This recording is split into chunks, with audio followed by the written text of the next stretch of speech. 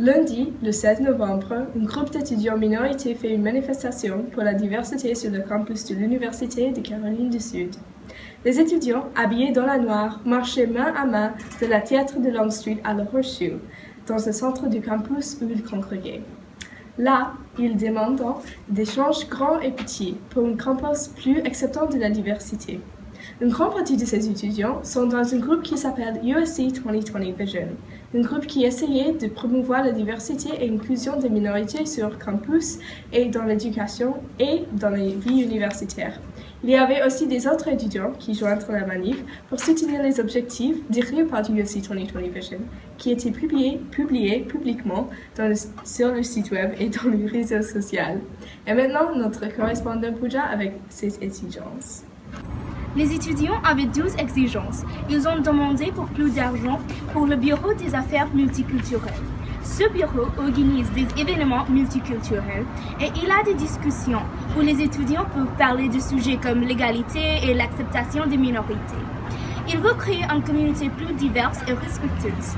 De plus, ils veulent avoir l'éducation obligatoire sur la diversité pour des professeurs parce qu'ils veulent que tous les enseignants aient plus de connaissances sur les sujets de diversité et de culture. Ils demandaient pour plus de ressources pour la publicité des organisations multiculturelles.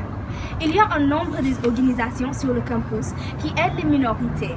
Par exemple, un groupe qui s'appelle NAACP lutte contre le racisme et la discrimination basée sur la race. Un autre groupe parle de féminisme et des problèmes avec la discrimination contre les femmes. Les étudiants dans la manifestation expliquaient qu'il n'y avait pas un seul problème qu'ils veulent changer. Ils parlaient de plusieurs problèmes avec la discrimination et des minorités et le racisme contre des homosexuels. Avec ces exigences, ils veulent voir beaucoup de changes et ils veulent avoir un campus plus acceptant et inclusif.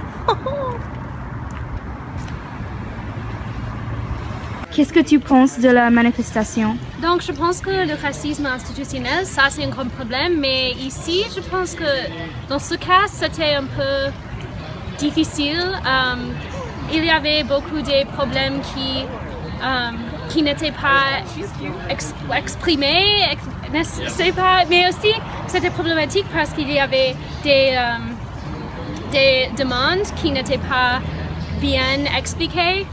Donc, je pense que c'était pas si c'était un peu problématique parce qu'il y avait un manque de soutien à cause de ça. La réponse d'école, le président et autres étudiants dans l'université étaient diverses. Quelques réponses étaient exceptionnelles, mais d'autres étaient inquiétantes. Ces étudiants qui représentent le mouvement 2020 traversent l'université et quand ils arrivent au bâtiment Osborne, les représentatifs de l'université les rejoignent. Premièrement, le recteur de l'université, elle s'appelle John Gabel, accueille les manifestants et elle les dit à raconter leurs thèmes. À la suite de la présentation, Gabel invite les chefs de le mouvement dans l'édifice pour discuter les demandes avec un groupe plus petit. Pourtant, les chefs ont décliné parce qu'ils sont suspicieux de la motive. Ils déclarent que Gabel a voulu diviser et régner. Le recteur a démenti cette accusation. Plutôt, ils se mettent d'accord pour assembler après le président Trump dans une discussion dans l'hôtel de ville.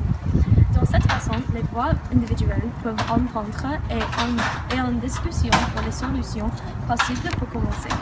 En général, chef Morgan Lewis a dit que la manifestation était un succès. Elle croit que sensibilise les autres étudiants aux idées de diversité dans l'université et elle espère qu'ils ne perdent pas de la vitesse pour le cause.